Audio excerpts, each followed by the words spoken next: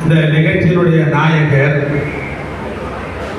நம் அனைவரிடம் போற்றுதலுக்கும் பாராட்டுதலுக்கும் உரிய இன்றைய தினத்திலிருந்து தமிழர்களால் அடையாளப்படுத்தப்பட்டிருக்கிற தகைசால் தமிழ் என்கின்ற ஒரு விருதை பெற்றிருக்கிற நம்முடைய பேராசிரியர் பெருமகனார் அவர்களே,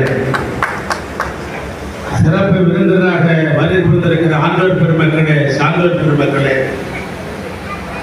நேரில் இருக்கிற நல்லோர்களே, உங்கள் அனைவருக்கும் திராவிட மாடல் ஆட்சியின் சார்பாகவும் என் சார்பாகவும் தமிழ்நாடு முதலமைச்சரின் சார்பாகவும் எனது பணிவான வணக்கத்தை நான் முதலில் தெரிவித்துக் கொள்ள நான் விரும்புகிறேன்.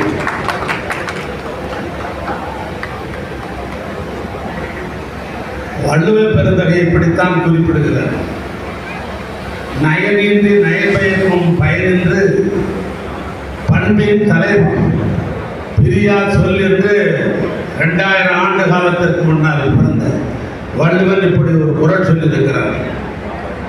அந்த குறள் யாருக்கு பொருத்தம் என்று சொன்னால், இங்க இருக்கிற நம்முடைய பேராசிரியர் பெருமகனார் தான் அந்த குறள் பொருத்தமாக இருக்கும்.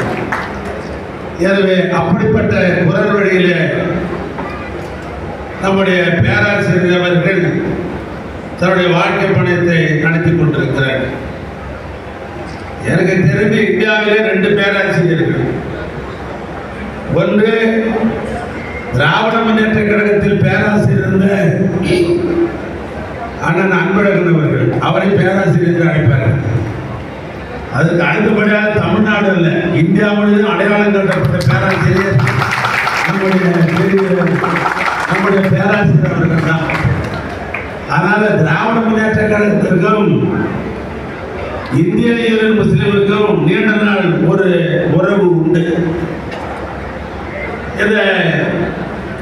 நேற்று தினம் நம்முடைய பேராசிரியருடைய இந்த மேடைக்கு வர வேண்டும் என்பதற்காக சங்க இலக்கிய புத்தகத்தை கொஞ்சம் புரட்டி பார்த்தேன்.